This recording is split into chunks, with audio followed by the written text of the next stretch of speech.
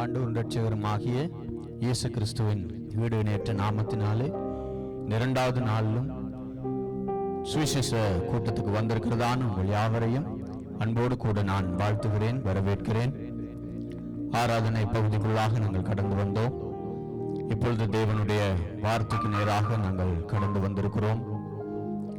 ஆண்டவர் தம்முடைய வார்த்தையை அனுப்பி அவர் குணப்படுத்துகிறவராயிருக்கிறார். தம்முடைய வசனத்தை அனுப்பி நம்மளை விடுதலை ஆக்குற தெய்வமாயிருக்கிறார். அவரிடத்தில் வருகிறவர்களை அவர் ஒருபோதும் புறம்பே தள்ளுகிற தெய்வம் அல்ல. அவரை நம்பி வருகிற அத்தனை பேருடைய வாழ்க்கையிலும் அவர் நன்மை செய்கிற தெய்வமாயிருக்கிறார். அவருடைய நன்மைகளை ருசித்தவர்களாய் இந்த இடத்திலே நாங்கள் நிற்கிறபடியினாலே அதை நாங்கள் தைரியமாய் சொல்லிக் கொண்டிருக்கிறோம். நம்முடைய ஆண்டவராகிய இயேசு கிறிஸ்து இன்றைக்கு 2000 ஆண்டுகளுக்கு முன்பாக இந்த பூமியிலே மனிதர்களை விடுதலை ஆக்கும்படிக்காக மனித சாயலாகி இந்த பூமிக்கு வந்தார். மனிதர்களை விடுதலை ஆக்க வேண்டும் என்கிறதற்காகவே மனித சாயலாகி இந்த பூமியில் வந்தார். அப்படி என்று சொன்னால் மனிதன் ஏதோ ஒன்றிலே அகப்பட்டிருக்கிறபடியினால்தான் மனிதன் விடுதலையாக வேண்டும் என்று கடவுள் விரும்புகிறார். மனிதனை உலகத்திலே கடவுள் படைக்கும் பொழுது மண்ணினாலே உண்டாக்கி அவனுடைய நாசியிலே ஜீவ சுவாசத்தை ஊதினார். அதற்கு பிற்பாடு அவன் சுவாசமுள்ள மனிதனானான். கடவுளுடைய சாயலின்படிதான் மனிதன் படைக்கப்பட்டான் என்று சொல்லி கிறிஸ்தவர்களாகிய நாங்கள் சொல்லுகிற பயன்படுத்துகிற தேவனுடைய வார்த்தை எங்களுக்கு சான்று பகருகிறது. மனிதன் மண்ணினாலே உருவாக்கப்பட்டு கடவுளினுடைய சாயலாய் சிருஷ்டிக்கப்பட்டான். கடவுளுடைய சாயல் என்றால் என்ன? அன்புள்ளவனாக, மற்றவர்களுக்கு உதவி செய்கிறவனாக, அநியாயம் செய்யாதவனாக, தீங்கு நினைக்காதவனாக, தவறான காரியங்களை நினைக்காதவனாக, வெறுப்பான காரியங்களை செய்யாதவனாக, நல்ல குணாதிசயங்களுடையவனாய், இரக்கமுள்ளவனாய், மனதுருகத்தக்கவனாய், பிறருக்கு தீங்கு செய்யாமல் உதவி செய்யத்தக்கவனாய், இப்படிப்பட்ட பல நல்ல குணாதிசயங்கள் தான் கடவுளுடைய குணாதிசயம். இந்த குணாதிசயத்துடன் தான் மனிதனை கடவுள் ஆரம்பத்திலே படைத்தார். ஆனால் மனிதனை பூமியிலே படைத்து மனிதர்கள் எப்படி வாழ வேண்டும் என்று சொல்லி ஆண்டவர் மனிதனுக்கு கற்பித்துக் கொடுத்தார். ஆனால் மனிதனோ நாட்கள் செல்ல கடவுள் மனிதனுக்கு கற்பித்துக் கொடுத்ததான அந்த வழியை விட்டு அவர்கள் தவறி நடக்க ஆரம்பித்தார்கள். எனவே கடவுளினுடைய சாயலாய் படைக்கப்பட்டதான மனிதன் வேறு வித்தியாசமாய் செயல்படுகிறவனாய் மாற ஆரம்பித்தான். அன்புள்ளவனாய் இருக்க வேண்டியவன் அன்பில்லாதவனாய் மாறினான். இரக்கம் செய்ய வேண்டியவனாய் இருக்கிற மனிதன் இரக்கம் செய்ய முடியாத ஒரு கொடுமையான மனிதனாய் மாறினான். மற்றவர்களுக்கு உதவி செய்ய வேண்டும் என்று இருக்கிற மனிதன் மற்றவர்களை அழிக்கும்படிக்கு செய்வினைகள், மாந்திரீகங்கள், பில்லி சூனியங்கள் செய்யும்படிக்காக அவன் தன்னை ஆயத்தப்படுத்தினான். கடவுள் தன் சாயலாய் படைத்த மனிதன் காலம் செல்ல செல்ல கடவுளுடைய வார்த்தையை கேட்டு அவர் அந்த மனிதனுக்கு ஒழுங்கமைத்துக் கொடுத்ததான அந்த வழியிலே நடக்காமல் தன் கண்களுக்கு தோன்றுகிறபடியும் தன் இருதயத்துக்கு எண்ணத்திலே வருகிறபடியும் அவன் வாழ ஆரம்பித்தான். அப்படியான ஒரு வாழ்க்கை அவன் வாழ ஆரம்பித்த பொழுதுதான் கடவுளினுடைய சாயலின்படி படைக்கப்பட்ட மனிதன் வேறு ஒரு சாயலின்படி வாழ ஆரம்பிக்கிறான். நான் ஏற்கனவே சொல்லியிருந்தேன், கடவுள் அன்புள்ளவர், மனிதனை அன்புள்ளவனாகத்தான் படைத்தான். ஆனால் இன்றைக்கு இருக்கிற இந்த உலகத்திலே நாங்கள் பார்க்கிறோம், மனிதர்கள் கொலை செய்கிறார்கள். தகப்பனை நம்பி தன்னுடைய சொந்த பிள்ளையை வீட்டிலே விட்டுவிட்டு செல்ல முடியாத ஒரு குடும்பம். ஏராளமான செய்திகளை கேள்விப்பட்டுக் கொண்டிருக்கிறோம். யார் நல்லவர்கள், யார் கெட்டவர்கள், யார் எப்படிப்பட்டவர்கள், அடுத்த நிமிஷம் இந்த உலகத்திலே என்ன நடக்கும், நம் சமுதாயத்திலே என்ன நடக்கும் நமக்கு தெரியவில்லை. மனிதர்கள் எல்லாரும் கடவுள் சாயலாய் படைக்கப்பட்டவர்கள். ஆனால் இன்றைக்கு மனிதர்கள் எல்லாரும் ஒரு வித்தியாசமான ஒரு மிருக குணமுள்ளவர்களாக அல்லது அதை பார்க்கலும் அதிகமான மோசமானவர்களாக இவர்கள் மாறிக்கொண்டு வர ஆரம்பித்தார்கள். எப்படி இந்த மனிதர்கள் மாறினார்கள்? கடவுள் மனிதனுக்கு இப்படிதான் வாழ வேண்டும் என்று அமைத்து கொடுத்ததான அந்த வழியை அவர்கள் தவறினதினாலே, அவர்கள் தங்களுக்கு தோன்றுகிறபடி நடந்ததினாலும் தான் இப்படியான சம்பவம் வந்தது. சாதாரணமாக ஒரு மின் உபகரணம் ஒன்றை நாங்கள் கடையிலே வாங்குவோமாயிருந்தால் அதை எப்படி பயன்படுத்த வேண்டும், அதற்கு எப்படிப்பட்ட பழுதுகள் வர முடியும், அது எவ்வாறு சரி செய்ய முடியும் அப்படி என்கிறதான ஒரு குறிப்படங்கிய ஒரு புத்தகத்தை அந்த மின்சார உபகரணத்தோடு நம்முடைய கையிலே கொடுத்து விடுவார்கள். அதை நாங்கள் படித்து பார்த்தால் தெரியும், நாங்கள் அதை எப்படி மின் இணைப்போடு தொடர்பு படுத்த வேண்டும், எப்படி அதை பயன்படுத்த வேண்டும், எந்த பட்டினை நாங்கள் அமர்த்துகிற பொழுது என்ன செயல்பாடு உண்டாகும் என்றது எல்லாமே அழகாய் அதில் எழுதி கொடுக்கப்பட்டிருக்கு. அதில் ஒரு தவறு வருகிற பொழுது அதை எப்படி சீர் செய்ய வேண்டும் அப்படி என்று சொல்லி அதை உண்டாக்கின அந்த மனிதனுக்கு தெரிந்தபடியினாலே அதை அந்த புத்தகத்திலே அழகாக எழுதி வைத்து நம்மிடத்திலே கொடுப்பார்கள். இப்படி ஒரு டிவி வாங்கினால், ஒரு பிரிட்ஜ் வாங்கினால் அல்லது வேற ஏதோ ஒரு மின் உபகரணங்களை வாங்கினால் அதற்குரியதான அந்த கேட்லாக்கை அவர்கள் கொடுப்பார்கள். எனக்கு அன்பானவர்களே, மனிதனை கடவுள் படைத்து மனிதன் இந்த உலகத்திலே எப்படி வாழ வேண்டும் என்பதையும் கடவுள் நமக்கு அழகாக சொல்லிக் கொடுத்தார். இந்த நாட்களில் அழகாக நமக்கு எழுதி கொடுத்திருக்கிறார். அந்த சொல்லிக் கொடுத்த வழியின்படி மனிதன் நடக்க தவறினதினாலே மனிதனுடைய வாழ்க்கைக்குள்ளே தவறான காரியங்கள் உள்ளிட ஆரம்பித்தது. அதனாலதான் சந்தோஷமாய் வாழ படைக்கப்பட்ட மனிதன் நாட்கள் செல்ல கண்ணீரை அவன் தனக்கு சொந்தமாக்கிக் கொள்ள ஆரம்பித்தான். வேதனையின் மேல வேதனை அவனுக்குள்ளே வர ஆரம்பித்தது. துக்கத்தின் மேலே துக்கம் அவனுக்குள்ளே வர ஆரம்பித்தது. மிகுந்த துக்கமுள்ள மனிதனாய் மாறினான். தன்னுடையதான வாழ்க்கையை வெறுத்தான். நான் வாழுவதில் பயனில்லை என்று தனக்குள்ளே அவன் தீர்மானம் பண்ணி கொண்டான். தற்கொலை செய்து கொள்வதுதான் என்னுடைய வாழ்க்கையிலே ஒரு சிறந்த முடிவாக இருக்கும் என்று சொல்லி பல தடவைகளில் பல மனிதர்கள் தற்கொலை முயற்சி செய்து மரித்து போகிறார்கள். இன்னும் பல மனிதர்கள் அந்த தற்கொலையின் முயற்சியில் இருந்து தப்பித்துக் கொள்ளுகிறார்கள். காரணம் என்னவென்றால், கடவுள் சந்தோஷமாய் வாழ படைத்த மனிதன் தன்னுடையதான அந்த சரியான வாழ்க்கையில் அவன் வாழாததினாலே, தன் கண்களின் காட்சியின்படியும் இருதயத்தினுடைய எண்ணத்தின்படியும் அவன் வாழ ஆரம்பித்ததினால் அந்த மனிதன் மிகுந்த ஒரு கண்ணீருக்குள்ளும் வேதனைக்குள்ளும் துக்கத்துக்குள்ளும் போக ஆரம்பித்தான். எனவே மனிதர்களை சந்தோஷமாய் வாழத்தானே படைத்தேன், ஆனால் இந்த மனிதர்கள் இப்பொழுது மிகுந்த துக்கத்தோடு வாழுகிறார்களே என்று சொல்லி கடவுள் தனக்குள்ளே துக்கம் கொண்டவரானார். சந்தோஷமாய் வாழ படைத்த மனிதன் ஏன் அந்த துக்கத்துக்குள்ளே போனான்? பாவம் என்று சொல்லி கேள்விப்பட்டிருக்கிறோம், சாபம் என்று சொல்லி கேள்விப்பட்டிருக்கிறோம், அக்கிரமம் என்று சொல்லி நாங்கள் கேள்விப்பட்டிருக்கிறோம். யாருக்காவது ஒரு தீமையான சம்பவம் நடக்கிற நேரம் உடனடியாக நாங்கள் சொல்லுவோம், அவன் செய்த பாவம் தான், அவன் செய்த அக்கிரமம் தான், அவன் செய்த அநியாயம் தான், அவன் மேல திரும்ப வந்திருக்குது அப்படின்னு சொல்லி நாங்கள் சொல்ல கேள்விப்பட்டிருக்கிறோம்.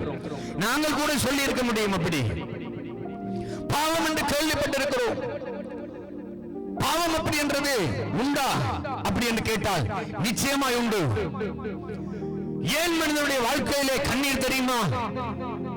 கடவுள் மனிதனை இவ்வண்ணமாய் வாழுங்கள் என்ற வழியை அமைத்துக் கொடுக்கிற பொழுது மனிதன் அந்த வழியில் வாழாமல் அவன் கடவுள் விரும்பாத ஒரு வழியிலே அவன் வாழ்கிறபடியினால் தான் அவனுடைய வாழ்க்கைக்குள்ளே பாவம் என்கிற ஒன்று பிரவேசிக்கிறது. பாவம் என்றால் என்ன? பொய் சொன்னால் அது பாவம், களவு செய்தால் அது பாவம், பிற மனிதர்கள் நன்றாய் இருக்கக்கூடாது என்று அவர்களுக்கு விரோதமாய் செய்வினை செய்தால் அது பாவம், நம்முடையதான உறவுகள் நன்றாய் வாழக்கூடாது என்று சொல்லி அவர்களை அழிக்கும்படிக்கான திட்டம் தீட்டினால் அது சாபம். மனிதர்கள் மேலே எரிச்சல் உள்ளவர்களாய் நாங்கள் வாழ்ந்தால் அது பாவம். பொறாமை உள்ளவர்களாய் நாங்கள் வாழ்வோமா இருந்தால் அது பாவம். இந்த இப்படிப்பட்ட பல காரியங்கள் உண்டு, சொல்லிக்கொண்டே போகலாம். விபச்சாரம் பாவம், வேசித்தனம் பாவம், கடவுளுக்கு விருப்பம் இல்லாமல் மனிதன் செய்கிறதான எல்லா காரியங்களும் பாவமாகவே இருக்கிறது. எனவே இந்த பாவம் ஒரு மனிதனுக்குள்ளே வருமாக இருந்தால் கடவுளினுடையதான அந்த சந்தோஷத்தை மனிதன் இழந்து போய்விடுவான். வேதம் சொல்லுகிறது, எல்லா மனிதர்களும் பாவம் செய்து தேவ மகிமையற்றவர்களானார்களாம். கடவுள் மனிதனோடு உறவாடும்படிக்காக தான் மனிதனை படைத்தார். மனிதனை படைத்து ஒரு குளிர்ச்சியான தோட்டத்தில் அவர் வைத்தார். அங்கே மனிதனோடு பேசும்படிக்கு அவர் விரும்பினார். ஆனால் மனிதன் கடவுளுடைய சத்தத்துக்கு கீழ்ப்படியாமல் அவன் தவறாய் வாழ ஆரம்பித்ததினால் கடவுளுக்கும் மனிதனுக்கும் இருந்த தொடர்பானது துண்டிக்கப்பட்டு போனது. அதுதான் முதலாவது பாவம் மனிதனுக்குள்ளே வந்தது. பாவத்தை ஒரு தடவை மனிதன் செய்கிற பொழுது அந்த பாவம் அந்த மனிதனுக்குள்ள சாதாரணமாய் தோன்றும். முதலாவது பாவம் செய்கிற பொழுது எந்த ஒரு தண்டனையும் அந்த மனிதனுக்கு கிடைக்காதபடியினாலே அவன் மறுபடியும் இரண்டாவது பாவத்தை துணிகரமாய் செய்ய ஆரம்பிக்கிறான். இரண்டாவது தடவை அவன் அந்த பாவத்தை செய்கிற பொழுது அவனுடைய வாழ்க்கையிலே மறுபடியும் எந்த ஒரு அசம்பாவிதங்கள் நடக்காததினாலே மறுபடியும் அவன் பாவத்தை செய்ய துணிகரமாய் தன்னுடைய இருதயத்தை ஒப்புக் கொடுக்கிறான். இப்படி அந்த மனிதனுக்குள்ளே பாவம் பழக்கப்பட்டு விட்டது. நம்முடைய வாழ்க்கையில கூட நாங்கள் ஒரு பொய்யை சொல்லுகிற பொழுது ஐயோ நான் பொய் சொல்லிட்டேனே அப்படின்னு சொல்லி எங்களுக்குள்ளே அங்கலாய்ப்போம். ஆனால் இரண்டாவது தடவை சொல்லி மூன்றாவது தடவை சொல்லி அதுக்கு பிற்பாடு சொல்லுகிற பொழுது அது பழக்கப்பட்டு விடும். பழக்கப்பட்டு விட்டால் அது பாவமாய் நமக்கு தோன்றாது. பாவத்தினுடைய அடுத்த பரிமாணம் அக்கிரமம். பாவத்தை ஒரு மனிதன் தொடர்ச்சியாக மறுபடி செய்ய செய்ய அந்த பாவமானது அக்கிரமமாகிறது. அக்கிரமத்தினுடையதான கட்டுக்கள் மனிதனை அழிக்க மெதுவாக ஆரம்பிக்கும். அந்த அக்கிரமத்தின் கட்டுக்குள்ளே மனிதன் இருக்கிற பொழுது அவன் சந்தோஷத்தை நாடி சந்தோஷத்தை காணாதிருப்பான். நிம்மதியான வாழ்க்கையை தேடி நிம்மதியை காணாமல் இருப்பான். வேதனை மேல வேதனை, எவ்வளவுதான் உழைத்தாலும் அவனுடைய வாழ்க்கையில ஒரு முன்னேற்றம் இருக்காது. அவன் பணத்தை சேர்த்து வைக்க விரும்பினாலும் அந்த பணம் அவனுடையதான வாழ்க்கையில அவன் சேர்த்து வைக்க முடியாமல் இருக்கும். என்னதான் செய்வது என்று தெரியாமல் ஒரு தடுமாறின ஒரு நிலையிலே மனிதன் வாழ ஆரம்பிப்பான்.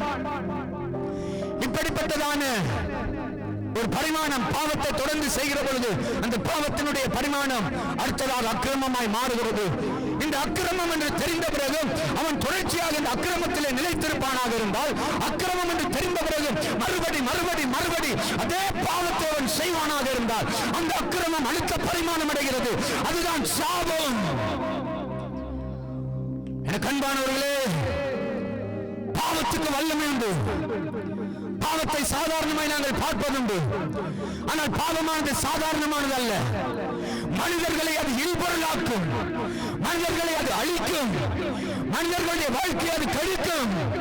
எனவே அந்த பாவத்தில் இருந்து மனிதன் விடுதலையாக்கப்பட வேண்டும் என்று என் ஆண்டவராய் இயேசு கிறிஸ்து விரும்பினார். பாவத்தோடு எந்த ஒரு மனிதனும் அவன் சந்தோஷமான ஒரு வாழ்க்கையை வாழ முடியாது. இந்த பாவத்தினுடைய அடுத்த பரிமாண அக்கிரமம், இந்த அக்கிரமத்தின் அடுத்த பரிமாண சாபம். இந்த சாபமானது கொல்ல வல்லமை உள்ளது. சாபமானது கொல்ல வல்லமை உள்ளது. பாவமும் அக்கிரமமும் திரண்டு சாபத்தின் பரிமாணத்துக்குள்ளே வருகிற பொழுது வேதம் சொல்லுகிறது, பாவம் பூரணப்படுகிற பொழுது மரணத்தை பிறப்பிக்கும். மனிதன் பூரண மனிதனாய் வாழ வேண்டும் என்றுதான் கடவுள் படைத்தார்.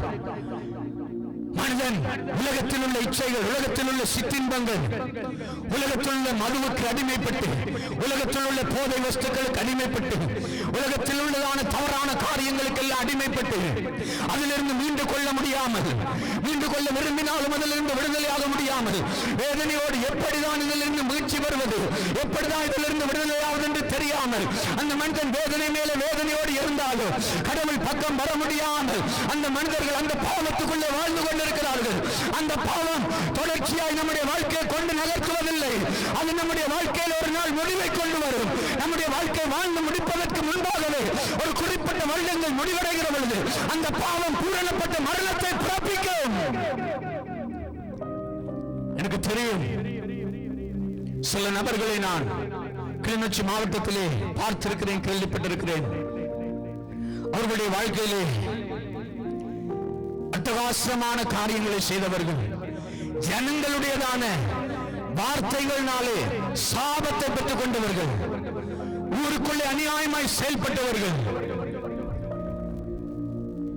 அவர்களுடைய வாழ்க்கையெல்லாம், அவர்களுடைய முடிவுகளை எல்லாம் பார்க்கிற பொழுது அது திடீர் என்று சடுதியான மரணம் அவர்களுக்கு வந்தது. எனக்கு அன்பானவர்களே, சாபம் மனிதனை கொல்ல வல்லமை உள்ளது. அக்கிரமம், துணிகரமான பாவங்கள் மனிதனுடைய வாழ்க்கையை அழிக்கும். உங்களுடைய வாழ்க்கையிலே, உங்களுடைய குடும்பத்திலே நீங்கள் எவ்வளவுதான் காரியங்களை செய்தாலும் ஒரு மீட்சி இல்லாமல் இருக்க முடியும். நீங்கள் எவ்வளவுதான் பிரயாசப்பட்டாலும் உங்களுக்குள்ள ஒரு சந்தோஷம் இல்லாமல் இருக்க முடியும். நீங்கள் எவ்வளவுதான் கஷ்டப்பட்டு இரவு பகலாய் உழைத்தாலும் அந்த பணத்தை உங்களால் சேர்த்து வைக்க முடியாமல் இருக்கும். இல்லை என்றால் அந்த பணத்தை நீங்கள் உழைத்து சேர்த்து வைத்தால் கூட நிம்மதியாக நீங்கள் அதை உண்ண முடியாததை நன்றாய் செலவழிக்க முடியாமல் இருக்கும். ஏதோ ஒரு விதத்திலே உங்கள் குடும்பத்தில் உள்ள சந்தோஷம் பறிபோய் நீங்கள் அங்கலாயத்தோடு வாழ்ந்து கொண்டிருப்பீர்கள். இப்படிப்பட்ட வாழ்க்கை நமக்குள்ளே இருக்குமா இருந்தால் எங்களுடைய வாழ்க்கை பயணத்திலே ஒரு விஷயம் நாங்கள் நின்று நிதானிக்க வேண்டும். எங்கோ ஒரு இடத்திலே எங்களுடைய வாழ்க்கை தவறி இருக்கிறது. எங்கோ இடத்திலே நாங்கள் தவறி இருக்கிறோம். ஏதோ ஒரு பகுதியிலே நாங்கள் தவறப்பட்டிருக்கிறோம். எனவேதான் நம்முடைய வாழ்க்கையில் அப்படிப்பட்ட காரியங்கள் நடக்கிறது. எனக்கு அன்பானவர்களே, இந்த சத்தத்தை நீங்கள் எங்கிருந்து கேட்டுக் கொண்டிருக்கலாம். என் ஆண்டவராய் இயேசு கிறிஸ்து ஜாதி பார்ப்பவர் அல்ல, மதம் பார்ப்பவர் அல்ல, பேதங்கள் பார்ப்பவர் அல்ல. அவர் எல்லா மனிதனை நேசிக்கிறவராய் இருக்கிறார். எனவே ஆண்டவர் சொன்னார், வருத்தப்பட்டு பாரம் சுமக்கிறவர்களே நீங்கள் எல்லோரும் என்னிடத்தில் வாருங்கள், நான் உங்களுக்கு இளைப்பாறுதல் தருவேன் என்று சொன்னார். அவர் என்னை வருகிறவர்களுக்கு இளைப்பாறுதல் உண்டு. இந்த சாபத்தோடு ஒரு மனிதன் வாழ முடியாது. இந்த சாபத்தினுடைய தன்மைகளை நீங்கள் கண்டுபிடிக்க முடியும். சிலருடைய குடும்பத்திலே ஒரே மாதிரியான மரணம் வரும். சிலருடைய குடும்பத்திலே சில காலம், அதாவது 25 வயது அப்படின்னு சொல்லி உதாரணத்துக்கு வைத்துக் கொள்ளுங்க. இந்த 25 வயது வருகிற பொழுது அவனுடைய மூத்த சகோதரன் இறந்து போவான். இரண்டாவது சகோதரனும் அதே வயது வருகிற பொழுது சடுதியில் இறந்து போவான். மூன்றாவது சகோதரனும் அதே வயது வருகிற பொழுது இறந்து போவார்கள். அவர்களுடைய வீட்டிலே அந்த வயது எல்லையை தாண்ட முடியாது. காரணம் என்னவென்று சொன்னால் சாபம். நாங்கள் நினைத்திருப்போம், நாங்கள் ஒரு எறும்புக்கு கூட துரோகம் பண்ணினதில்லை, நான் ஒரு பறவைகளுக்கு கூட துரோகம் பண்ணதில்லை, நான் ஒரு மிருகங்களுக்கு கூட துரோகம் பண்ணதில்லை. அப்படி என்று சொன்னால் எப்படியே நான் பாவம் செய்தேன் என்று நீ சொல்லுகிறாய் என்று என்னை கேட்க முடியும். எனக்கு அன்பானவர்களே, இந்த வேதம் உங்களுக்கு சாட்சி கொடுக்கிறது. பாவமானது தலைமுறையாய் கடந்து வரக்கூடியது. என்னுடைய தந்தை பாவம் செய்திருப்பாரா இருந்தால் அந்த பாவம் என் மேலே கடத்தப்படும். நானும் மனம் திரும்பாமல் இருப்பேனா இருந்தால் எனக்குள்ள இருக்கிற பாவம் என்னுடைய பிள்ளையின் மேலே வரும். என்னுடைய பிள்ளையும் அதே செய்வானா இருந்தால் அவனுடைய பிள்ளைக்குள்ளே அது கடத்தப்படும். அதுதான் சாபம். நாங்கள் ஒருவேளை அநியாயம் செய்யாதவர்களாக இருந்திருக்க முடியும், நாங்கள் ஒருவேளை அக்கிரமம் செய்யாதவர்களாக இருந்திருக்க முடியும், எங்களுடைய வாழ்க்கை மிகுந்த மென்மையான ஒரு வாழ்க்கையாக இருக்க முடியும். ஆனால் எங்களுடைய மூதாதையர்கள் செய்த பாவம் எப்படிப்பட்டதோ என்னமோ நாம் அறியோம். அந்த பாவம், அந்த சாபமும் நம்மை சேதப்படுத்தக்கூடியதா இருக்கு. நமக்கு தெரியாது, அது நம்மை வேதனைப்படுத்தும், நம்மை அழிக்கும், நம்மை எழுந்து ஒரு நல்ல காரியங்களை செய்ய இடமளிக்காது. நம்முடைய மனம் அங்கலாய்த்துக் கொண்டே இருக்கும். ஒரு தீர்மானம் எடுக்காது, ஒரு முடிவை சரியாக எடுத்துக்கொள்ளாது. எதை பார்த்தாலும் அதன் மேல நம்முடைய மனம் போய்கொண்டிருக்கும். சாபத்தினுடைய வல்லமை சிலருடையதான வாழ்க்கையிலே இந்த சாபம், சில வியாதிகள் இருக்கும். சொல்லுவாங்க, நம்முடைய அப்பாவுக்கு இருந்துச்சு, நம்முடைய அம்மாவுக்கு இருந்துச்சு, அதனால அது எனக்கு இருக்குது. அதுக்கப்புறம் சொல்லுவாங்க, என்னுடைய பிள்ளைக்கு இருக்குது, எங்க அம்மாவுக்கு இருந்துச்சு, அதனால நமக்கு இருக்குது அப்படின்னு சொல்லுவாங்க. எனவே இந்த சாபத்திலிருந்தும் இந்த பாவத்திலிருந்தும் மனிதன் எப்படியாவது விடுதலையாக்கப்பட வேண்டும். பாவத்திலிருந்து சாபத்திலிருந்து மனிதன் விடுதலையாக்கப்பட வேண்டும் என்றால் எப்படி விடுதலையாக்கப்பட முடியும்? என்ன பிராயச்சித்தம் செய்ய முடியும்? எங்கே செல்ல முடியும்? யாரிடத்தில் போக முடியும்? யாரிடத்தில் போய் என்ன செய்தால் என்னுடைய சாபம் என்னை விட்டு நீங்கும்? எங்கே போய் என்ன செய்தால் என்னுடைய வாழ்க்கைக்கு ஒரு விமோசனம் கிடைக்கும்? யாரை பார்க்க வேண்டும்? யாரை சந்திக்க வேண்டும்? எந்த நபர்களிடத்திலே போக வேண்டும்? எப்படி என்னுடையதான சூழ்நிலை மாறும், எப்படி என்னுடைய இந்த சாபம் என்னை விட்டு நீங்கும், நான் என்ன செய்யட்டும் அப்படின்னு சொல்லி உங்களுடைய உள்ளத்திலே நீங்கள் கேள்வியோடு இந்த இடத்திலே நின்று கொண்டிருக்கலாம். நம்முடைய வாழ்க்கையிலே சாபத்தை நம்மை விட்டு அகற்றும்படிக்காகவும் பாவத்தை நம்மை விட்டு தூரப்படுத்தும்படிக்காகவும் தான் ஆண்டவராய் இயேசு கிறிஸ்து இந்த பூமிக்கு வந்தார். எல்லா மனிதனும் பாவத்திலும் சாபத்திலும் இருந்து எப்படியாவது விடுதலையாக்கப்பட்டு ஆண்டவராகிய இயேசு கிறிஸ்துவின் அன்பை புரிந்து கொள்ள வேண்டும் என்று சொல்லிதான் ஆண்டவராய் இயேசு கிறிஸ்து 2000 ஆண்டுகளுக்கு முன்பாக அவர் மனித சாயலாகி இந்த பூமிக்கு வந்தார். மனித சாயலாகி இந்த பூமிக்கு வந்தவர் பூமியிலே பல வேதனைகளோடும் துன்பத்தோடும் கண்ணீர்களோடும் இருந்ததான ஒவ்வொரு மனிதர்களையும் அவர் சந்தித்தார். அங்கே காது கேட்காதவர்கள் இருந்தார்கள், கண் பார்வை இல்லாதவர்கள் இருந்தார்கள், வாய் பேச முடியாதவர்கள் இருந்தார்கள், இன்னும் நடக்க முடியாதவர்கள் இருந்தார்கள். இப்படி பலதரப்பட்டதான வியாதியுள்ளவர்கள் இருந்தார்கள். என் ஆண்டவராகிய இயேசு கிறிஸ்து அப்படிப்பட்டதான மனிதர்களுக்கு அவர் சுகம் கொடுக்கிறவராகவும் விடுதலை கொடுக்கிறவராகவும் அவர் சுற்றித்திருந்தார். என்னையும் இயேசு நேசித்தபடியினால் தான் அவர் காயப்பட்டார், வேதனைப்பட்டார், அடிக்கப்பட்டார், அவருடைய ரத்தம் சிந்தப்பட்டது, அவருடையதான உடம்பில் எல்லாம் காயங்கள் வந்தது. காரணம் என்னவென்றால் எங்களை மீட்கும்படிக்காக எங்கள் மேலே அவர் அன்பு வைத்ததினாலே. உங்கள் ஒவ்வொருவருடைய வாழ்க்கையிலும் நிச்சயமாகவே ஒரு ஆறுதலை கொடுக்க வல்லமையுள்ளவராயிருக்கிறார். எப்படி நான் இதை உறுதியாய் சொல்ல முடியும்? நைனா தீவு என்று சொல்லப்படுகிறதான இந்த தீவுக்கு வடபுறத்தில் இருக்கிறதான தீவுதான் அனலை தீவு. அனலை தீவில் 1994 ஆண்டு 9ஆம் மாதம் 2ஆம் தேதி பிறந்தவன் நான். அனலை தீவு மண்ணிலே தான் நான் வளர்ந்தேன். 19 வருடங்கள் அனலை தீவு மண்ணிலே தான் நான் வாழ்ந்தேன். தீவு பகுதியினுடைய வாழ்க்கை நிலை எனக்கு தெரியும். 19 வருடங்கள் நாங்களும் பாதணிகள் இல்லாமல் எங்கள் ஊருக்குள்ளே வலம் வந்தவர்கள் தான். என்னுடைய வாழ்க்கை முறைகள் வித்தியாசமானதா இருந்தது. ஆனால் அனல தீவிலே பிறந்து அங்கே நான் வாழ்ந்தேன், அங்கே நான் வளர்ந்தேன். எல்லா காரியங்களையும் நான் செய்தேன். அங்குள்ளதான சகலவிதமான வழிபாட்டு முறைகளின்படியும் நான் வழிபாடுகள் செய்து கொண்டு வந்தேன். நான் ஒரு கிறிஸ்தவனாக பிறக்கவில்லை. என்னுடைய குடும்பத்திலே நான் பக்தி உள்ளவனாய் வளர்க்கப்பட்டேன்.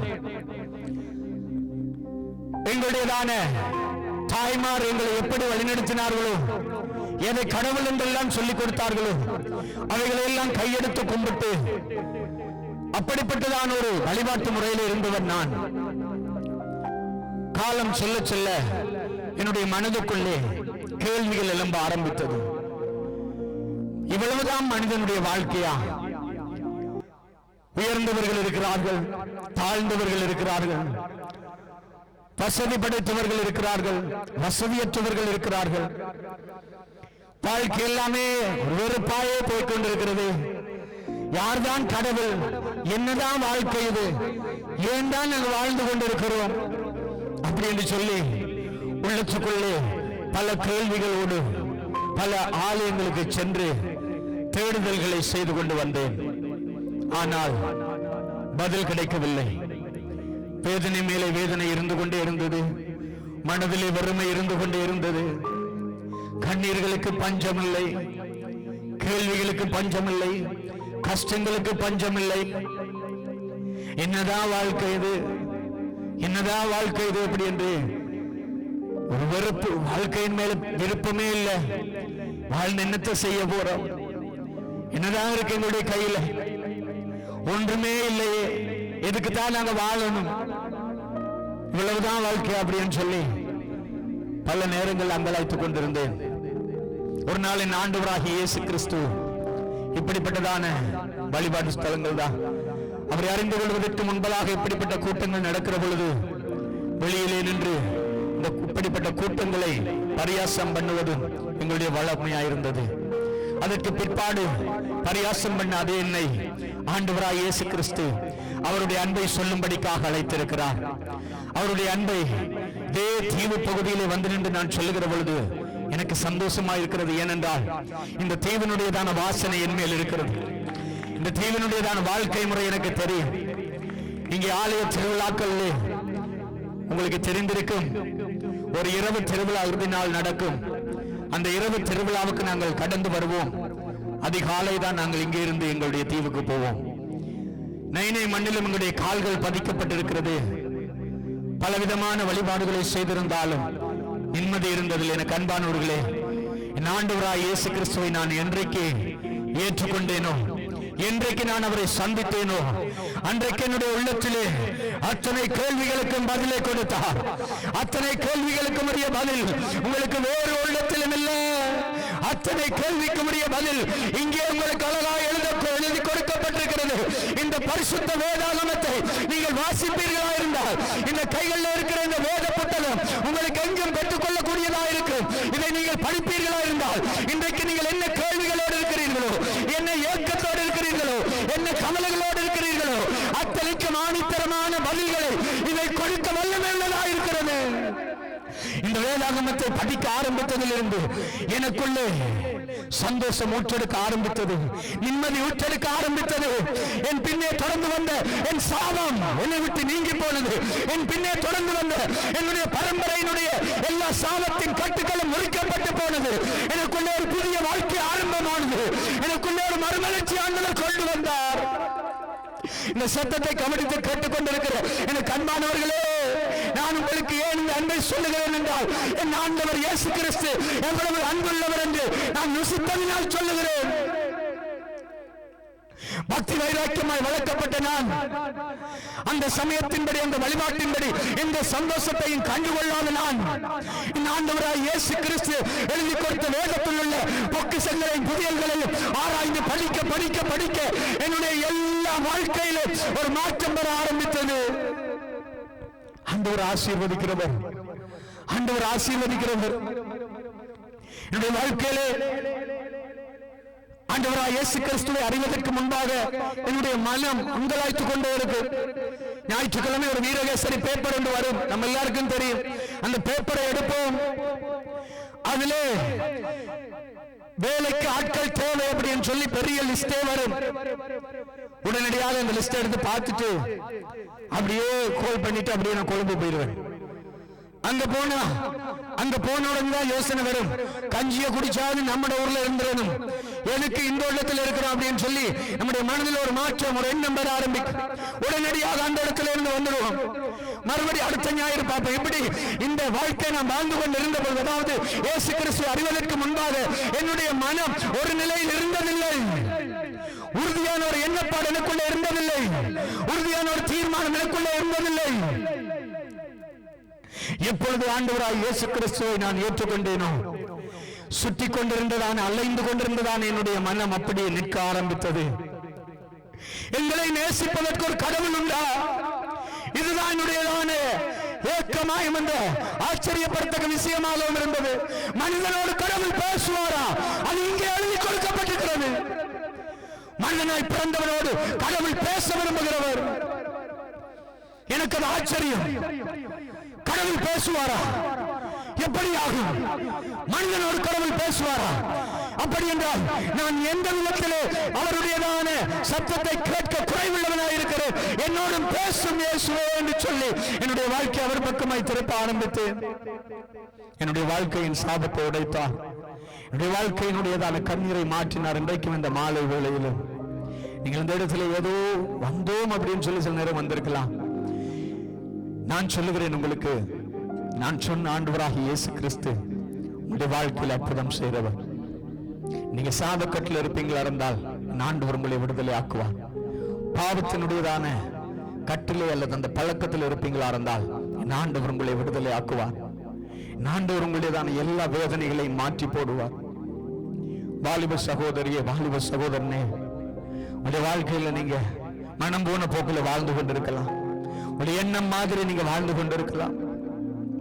2013ஆம் ஆண்டு ஆண்டவராகிய இயேசு கிறிஸ்துவை அறிந்து கொண்ட நான் இன்றைக்கு வரைக்கும் அவருடைய அன்பை விட்டு விலகாதவனாகவே நின்று கொண்டிருக்கிறேன். காரணம் என்னவென்றால், என் ஆண்டவராகிய இயேசு கிறிஸ்துவின் அன்பை போல இந்த உலகத்தில் யாருமே அன்பு செலுத்தியதில்லை. அவ்வளவா எங்களை அன்பு செலுத்தி நேசிக்கிறவர் தான் ஆண்டவராகிய இயேசு கிறிஸ்து. யாரும் உங்களை கைவிடலாம். நம்பினவர்கள் உங்களை விட்டு போகலாம். உங்களுக்கு வாக்கு கொடுத்தவர்கள், உங்களுடைய வாழ்க்கையில நான் உங்களுக்கு வழக்கையாய் நின்று எல்லாவற்றையும் செய்து முடிப்பேன் என்று சொன்னவர்கள் உங்களை நட்டாற்றிலே விட்டு போகலாம். நடு தெருவில் உங்களை கைவிட்டு விட்டு போகலாம். நீங்கள் மலை போல நம்பினவர்கள் மக்களுக்கு முன்பாக உங்களை வைத்து அவமானப்படுத்தி அசிங்கப்படுத்திட்டு போகலாம். நான் சொல்லுகிறேன், ஆண்டவர் மிகுந்த அன்புள்ளவர். அவர் அப்படி யாரை தள்ளுபவர் அல்ல. அவரிடத்தில் வருகிறவர்கள் அவர் புறம்பே தள்ளுவதில்லை. நான் ஒரு சம்பவத்தை சொல்லிட்டு, நாயின் பட்டணம் என்று சொல்லி ஒரு பட்டணம் இருந்தது. என் ஆண்டவராகிய இயேசு கிறிஸ்து பூமியில் வாழ்ந்த நாட்களிலே, இன்றைக்கும் இருக்கிறது. ஆண்டவராகிய இயேசு கிறிஸ்து பூமியில் வாழ்ந்த நாட்களிலே நாயின் பட்டணம் என்று சொல்லப்படுகிறதான ஒரு பட்டணத்தின் வழியாய் என் ஆண்டவர் இயேசு கிறிஸ்து போய்க் கொண்டிருக்கிறார். அப்பொழுது அங்கே ஒரு ஊர்வலத்தை பார்க்கிறார். அந்த ஊர்வலமோ மகிழ்ச்சியின் சத்தமான ஒரு ஊர்வலம் அல்ல, அது துக்கம் நிறைந்ததான ஒரு ஊர்வலமாய் இருந்தது. அந்த ஊர்வலத்தை இயேசு கிறிஸ்து பார்க்கிறார். அங்கே ஒரு கைம்பெண், அப்படி என்றால் கணவன் இல்லாதவள், அவனுடையதான வாலிப மகன் மரித்து போய்விட்டான். அவனை அடக்கம் பண்ணும்படிக்காக பாடையிலே அந்த வாலிப மகனை எடுத்துக்கொண்டு ஊராரோடும் வெகு ஜனங்களோடும் அந்த மரித்து போன வாலிபனை சுமந்து கொண்டு வந்து கொண்டிருக்கிறார்கள். அந்த கைம்பெண்ணினுடைய அந்த தாயாருடைய உள்ளத்திலே மிகுந்த துக்கம், இடைவிடாத வேதனை. எப்படி என்றால் கணவனும் இல்லை, ஒரு வாலிப மகன் இருக்கிறான், இவனாலேயாவது எனக்கு ஆறுதல் கிடைக்குமே அப்படின்னு சொல்லி அந்த மகன் மேல ஒரு நம்பிக்கையில பாதி உயிர் போன மாதிரி, பாதி உயிர் அந்த மகனுக்காக வச்சிருக்கிற ஆளுவம் என்ற மாதிரி அந்த தாயார் வாழ்ந்து கொண்டு வர்ற நேரம் இன்னொரு வேதனை, இன்னொரு துக்கம், இன்னொரு காயம். அந்த அரைவாசி நம்பிக்கையா இருந்த அந்த வாலிப மகனும் மரித்து போய்விட்டான். மிகுந்த வேதனையோடு, மிகுந்த அங்கலாய்ப்போடு, ஏந்தா வாழ, என் கணவனையும் இழந்து போய்விட்டேன், நான் நம்பியிருந்த என்னுடைய வாலிபோடு மகனும் இழந்து போய்விட்டேன், அவனும் இப்போது அடக்கம் பண்ணும்படிக்காக எடுத்து செல்லப்படுகிறான். நான் வாழ்ந்த என்ன பிரயோஜனம்? நான் உயிரோடு இந்த பூமியில் இருந்த என்ன பிரயோஜனம்? ஏன் நான் வாழ வேண்டும் அப்படின்னு சொல்லி மிகுந்த கண்ணீரோடு வருகிறதை என் ஆண்டவராகிய இயேசு கிறிஸ்து தூரத்தில் நின்று கண்டார். அந்த தாயாருடைய கண்ணீரை கண்டேன் இயேசு. அந்த தாயார் அருகிலே சென்று, அந்த பாடையின் அருகிலே சென்று அவர் அந்த பாடையை தொட்டார். என்ன ஆச்சரியம்! அந்த பாடையை தொட்ட மாத்திரத்திலே மரித்து போயிருந்ததான அந்த வாலிபன் எழுந்து உயிரோடு உட்கார்ந்தார். என் ஆண்டவர் அழுகிறவர்களோடு அழுகிறவர்.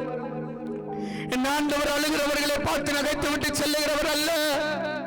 என் இயேசு வேதனைப்படுகிறவர்களோடு வேதனைப்படுகிறவர், கண்ணீரோடு இருக்கிறவர்களை பார்த்து கண்ணீர் வடிக்கிறவர்.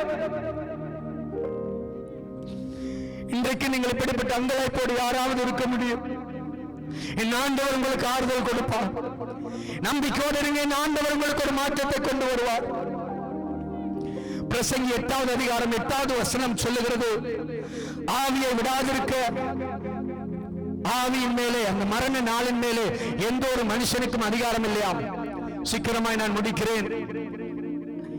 அப்படி என்று சொன்னால் மனிதனாய் பிறந்த யாவரும் மரணத்தை சந்திக்க வேண்டும்.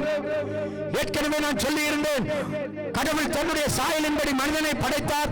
ஆனால் மனிதன் தன்னுடையதான இஷ்டப்படி அவன் வாழ ஆரம்பித்ததினால் இந்த பாவம், சாபம் என்கிற காரியம் மனிதனுக்குள்ளே வந்தது. அதனாலே வேதனைகள் வர ஆரம்பித்தது, துக்கங்கள் வர ஆரம்பித்தது. மனிதன் கொலை செய்கிறவனாய் மாறினான். மனிதனுடைய வாழ்க்கை மெதுமெதுவாய் மாற ஆரம்பித்தது. மனிதன் ஒரு கொடியவனாய் மாற ஆரம்பித்தான். தன் சகோதரனை அழிக்க வேண்டும் என்று அவன் செய்வினை செய்கிறவனாய் மாறினான். அவன் பில்லி சூனியங்கள் செய்கிறவனாய் மாறினான். அவன் மாந்திரிகங்கள் செய்து அழிக்கிறவனாய் மாறினான். விபச்சாரங்கள் செய்கிறவனாய் மாறினான். ஒளிந்திருந்து தன் சகோதரனை அழிக்க நினைக்கிறவனாய் மாறினான். இப்படி பொல்லாத சிந்தையுடையவனாய், பொல்லாத வழிகளின் மேலே அவன் கண்ணோக்கம் உள்ளவனாய் மனிதன் மாற ஆரம்பித்தான். எனவே இந்த சாபம், பாவம் மனிதனுக்குள்ளே வந்தது. இந்த சாபத்தையும் பாவத்தையும் மனிதனிடத்திலிருந்து நீக்கி அவனை பரிசுத்தப்படுத்தி அவனை ஒரு நல்ல மனிதன் ஆக்க வேண்டும் என்பதற்காகவே என் ஆண்டவராய் இயேசு கிறிஸ்து இந்த பூமிக்கு வந்தார். அவர் பார்க்கிறார், ஒரு ஆட்டினுடைய ரத்தம் மனிதனை விடுதலையாக்க முடியாது, ஒரு மாட்டினுடைய ரத்தம் மனிதனை விடுதலையாக்க முடியாது, ஒரு பறவையினுடைய ரத்தம் மனிதனை விடுதலையாக்க முடியாது.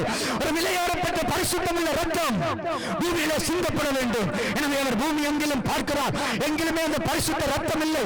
எனவே அவர் பரிசுத்தம் உள்ளவராயிருந்தபடியினால் தன்னுடைய ரத்தத்தை சிந்தும்படிக்காகவே மனித சாயலாய் பூமிக்கு வந்தார். அவர் வானத்துக்கும் பூமிக்கு நடுவாய் சிலுவையில் தொங்கினார். அவர் தொங்கினது மாத்திரம் இல்லாமல் அவரை விசுவாசித்து ஏற்றுக்கொள்ளுகிற அத்தனை பேருடைய பாவத்தையும் சாபத்தையும் அவர்களை விட்டு நீக்கி அவர்களை விடுதலையாக்க அவர் வல்லமை உள்ளவராயிருக்கிறார். இதுவரைக்கும் நான் உங்களுக்கு சொல்லியிருந்தேன். இன்னொரு காரியத்தை நான் சொன்னேன். மரண நாளின் மேலே எங்களுக்கு அதிகாரம் இல்லை. மனிதனாய் பிறந்த யாவரும் மதிக்க வேண்டும். வல்லரசு நாடுகளின் அதிபராக இருக்கலாம், அல்லது தேசத்தில் உள்ளதான பல சொத்துக்களுக்கு சொந்தக்காரனா இருக்கலாம். அவர்கள் யாராயிருந்தாலும் மரணத்தை சந்தித்தே ஆக வேண்டும். இன்றைக்கு வரைக்கும் மனிதனாய் பிறந்தவர்கள் உயிரோடு இருக்கிறார்கள். 100 ஆண்டுகள், 200 ஆண்டுகள், 1000 ஆண்டுகள் தாண்டி வாழ்ந்து கொண்டிருக்கிறார் என்று சொல்ல முடியாது. மனிதன் பாவத்தில் விழுந்து இன்றைக்கு வரைக்கும் ஆராய்ச்சியாளர்களின் கணக்கீடு சொல்லப்படுகிறது 6000 வருடங்கள் அப்படி என்று சொல்லி. இன்றைக்கு 6000 வருடங்களாய் வாழ்கிற ஒரு மனிதனை பார்க்க முடியாது. 2000 வருடங்கள் வாழ்கிற மனிதனை பார்க்க முடியாது. இந்த மனித வாழ்க்கையானது சீக்கிரத்திலே மறைந்து போகிற வாழ்க்கை. எல்லா மனிதனும் மரணத்தை சிந்திக்க வேண்டும். ஆனால் எங்கள் மரணம் எப்படிப்பட்டதா இருக்க வேண்டும் என்பதே முக்கியம். பாவத்தோடு ஒரு மனிதன் மரணத்தை சந்தித்தால் எல்லா மனிதர்களும் சொல்லுவார்கள் சொர்க்கம் நரகம் 2 காரியங்கள் உண்டு. பாவத்தோடு ஒரு மனிதன் மரணத்தை சந்தித்தால் அவன் நரக அக்கினி கடலுக்குள்ள வேதனையை தண்டனை அனுபவிக்க வேண்டும். இயேசு கிறிஸ்துவின் இரத்தத்தினாலே கழுவப்பட்டவனாய் பாவம் சாபம் அக்கிரமம் நீங்கி விடுதலையாக்கப்பட்ட ஒரு மனிதனாக அவன் மரணத்தை சந்திப்பானாயிருந்தால் அவன் சொர்க்க ராஜ்யத்தை சென்றடைய முடியும். கிறிஸ்தவர்களாகி நாங்கள் சொர்க்கத்தை பரலோக ராஜ்யம் என்று சொல்லுவோம், இல்லை என்றால் நித்திய ஜீவன் என்று சொல்லுவோம். அதை நாங்கள் பெற்றுக்கொள்ள வேண்டும். எனக்கு அன்பானவர்களே, ஆண்டவராகிய இயேசு கிறிஸ்து அப்படியே விட்டுக்கலாம் மனிதர்களை எப்படியே போய் மரித்து போகட்டும் என்று சொல்லி. ஆனால் அவர்கள் மரித்து போனால் அவர்கள் நரகத்துக்குள்ளே போய் வேதனைப்படுவார்களே. மரணத்துக்கு பிறகு மனிதனுக்கு நியமிக்கப்பட்டிருக்கிற அந்த அழகிய வாழ்க்கை மனிதனுக்கு கிடைக்காமல் போய்விடுமே என்பதற்காகவே என் ஆண்டவராகிய இயேசு கிறிஸ்து எப்படியாவது பூமியிலே வாழ்கிற நாட்களில் மனிதர்களை பாவத்திலிருந்து சாபத்திலிருந்து விடுதலையாக்கித்தான் மரணத்தை சந்திக்க வைக்க வேண்டும் என்பதற்காகவே அவர் இந்த பூமிக்கு வந்து மனிதர்களுடைய பாவத்துக்கு பிராயச்சித்தமாய் தன்னுடைய முழு இரத்தத்தையும் சிந்தினார். அவருடைய இரத்தத்தினாலே கழுவப்படுகிற மனிதன், அவருடைய இரத்தத்தினாலே விடுதலையாக்கப்படுகிற மனிதன், பாவம் இல்லாமல் கிறிஸ்துவின் அடிச்சுவடுகளை பின்பற்றி இயேசு கிறிஸ்துவை போல வாழ்ந்து மரணத்தை சந்திப்பானா இருந்தால் சொர்க்க ராஜ்யத்துக்குள்ளே அவன் போக முடியும். அதாவது அந்த முத்தியை அவன் அடைய முடியும், அந்த நித்திய ஜீவனை பெற்றுக்கொள்ள முடியும். பாவத்தில் என்னுடைய பிள்ளைகள் அழிந்து நரகத்துக்குள்ளே போய்விடுவார்களே என்று அந்த ஏக்கத்தினாலே தான் நம்ம மேல அன்பு வைத்ததுனால நம்முடைய இயேசப்பா இந்த பூமிக்கு வந்து நாங்க பாவத்திலே வாழ்ந்து மரித்திடக்கூடாது, பாவத்திலே நாங்க கட்டப்பட்டிருக்க கூடாது என்பதற்காக அவர் தன்னுடையதான ஜீவனை கொடுத்தார். எனக்கு அன்பானவர்களே, நாங்க சில நேரங்களில் யோசிக்கலாம். ஸ்கூல் போற காலங்களில் நான் யோசிச்சிருக்கிறேன். ஒரு கிறிஸ்துவ நண்பன் ஒருவன் எங்களோட படிச்சான். அவன் நாங்க எப்ப பார்த்தாலும் பரியாசம் பண்ணுவோம். அவனுக்கு நாங்க கண்டா சொல்றது, நீங்க எல்லாம் அல்லேலூயா கூட்டம், நீங்க எல்லாம் அல்லேலூயா கூட்டம் அப்படின்னு தான் நாங்க அவங்கள சொல்லுவோம். நாங்க அப்ப எல்லாம் ஒரு இழிவான ஒரு மத கொள்கையாகத்தான் நாங்கள் கிறிஸ்தவத்தை பார்த்தோம். ஆனால் கிறிஸ்தவம் என்பது மதம் அல்ல. என் ஆண்டவராகிய இயேசு கிறிஸ்து இந்த பூமிக்கு வந்து சொன்னார், மதம் மாறுங்கள் என்றல்ல, மனம் மாறுங்கள், மனம் திரும்புங்கள், பரலோக ராஜ்யம் சமீபித்திருக்கிறது என்று சொன்னார். அவருடையதான அந்த வார்த்தையை பாருங்க, மனம் திரும்புங்கள், பரலோக ராஜ்யம் சமீபித்திருக்கிறது. அதாவது சொர்க்க ராஜ்யத்துக்கு போவதற்கு மனிதன் பாவத்தை விட்டு மனம் திரும்ப வேண்டும் என்பதை அவர் வலியுறுத்தினார். எனக்கு அன்பானவர்களே, இன்றைக்கு இந்த இயேசு கிறிஸ்து என்னுடைய வாழ்க்கையில வரட்டும். எனக்குள்ளே ஒரு ஆறுதலை மாற்றத்தையும் தரட்டும் அப்படின்னு சொல்லி நீங்கள் உங்களுடைய உள்ளத்துக்குள்ளே விரும்புவீங்களா இருந்தால், என் ஆண்டவராய் இயேசுவே, என் சாபத்தை என்னை விட்டு நீக்கும், என் பாவத்தை என்னை விட்டு நீக்கும், என்னுடைய வாழ்க்கையில் ஒரு மீட்பை தாரும் என்று சொல்லி இந்த சத்தத்தை கேட்டுக்கொண்டு நீங்கள் ஆங்காங்கே நிற்கிறவர்களா இருந்தாலும் கூட நீங்கள் நிற்கிற இடத்துல சொல்ல முடியும், என் இயேசுவே, என் வியாதி என்னை விட்டு தூரப்படுத்தும், என் சாபத்தை என்னை விட்டு தூரப்படுத்தும், நான் மரணத்தை சந்தித்தாலும் நித்திய ஜீவனுக்குள்ளே போக வேண்டும், எனக்கு உதவி செய்யும் ஆண்டவரே என்று சொல்லி நீங்கள் இருக்கிற இடங்களில் கேட்பீங்களா இருந்தால், என் ஆண்டவர் உங்களுக்கு அற்புதம் செய்ய வல்லமையுள்ளவராயிருக்கிறார்.